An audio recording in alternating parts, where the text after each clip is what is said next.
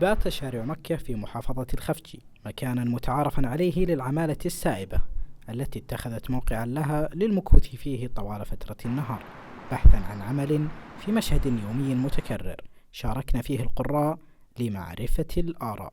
نرجو من الجهات الأمنية لدينا بالمحافظة التنبيه لهم أنهم هذول عمالة سائبة يسببون جميع المشاكل لنا.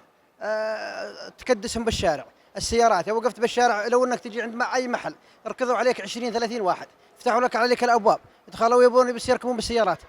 هذا ظاهرة سلبية، ما هي ظاهرة حضارية هذه. فنرجو الحد منها ونجد تدخلون الجهات الأمنية لدينا بالمحافظة للحد من هذه الظاهرة السلبية هذه. الشخص هذا العمالة ما عنده شغل، فمن الطبيعي لو يجيه مغريات مادية أو أي حاجة فمن الطبيعي إنه راح يتماشى مع الشيء هذا، والله يستر. بس وقفتهم أصلا ومحلات تجارية وشارع عام حلو، وقفتك على الشارع أول حاجة منظر غير حضاري، وبعدين خطر مروري ممكن واحد يلف عليه يدعمه، وبعدين ممكن هالمسكين اللي يلف عليه يتحمل هالشخص اللي يدعمه ويصير براس رأس السيارة، وهو يحسب انه بيشتغل عنده او بياخذ يوميه او بيصلح له شيء شيء سلبي وغلط. وبعدين لانهم الاعمال السائبه اللي هنا بسبب الكفلاء حقهم، لانهم تاركينهم بغير عمل بغير اي شيء، يعني تمرهم يقولون تلقاهم يشتغلون اي شيء صباغ.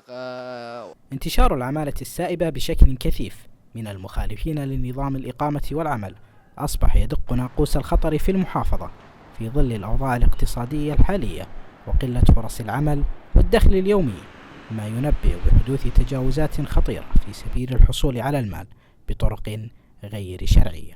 4 كرم عمودين ولا أسود ولا أبيض؟ لا أبيض عمودين. ما في مشكلة هذا ياكل. ممكن ركب ولا بس شيل بس؟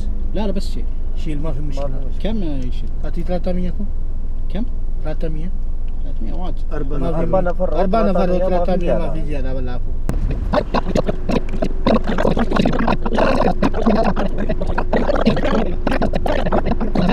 وزقر دام كرو 1000 ريال. 1000 ريال؟ 1000. ليش 4 عمود هذا بالشهر. 4 عمود صار واجد مشكلة. بالشهر 4 عمود. هذا أبيض 2 عمود صح؟ كله 2 عمود. أبيض كم كمان. هؤلاء العمالة لا تبدو على ملامحهم أي مخافة من القبض عليهم، فجلوسهم بلا حسيب ولا رقيب على الأرصفة يمنة ويسرى بعلم كفلائهم أصبح مكررا ويشكل صورة غير حضارية ومشوها للمنظر العام، مع احتمالية تزايد الأعداد مستقبلا إذا لم تتدخل الجهات المسؤولة.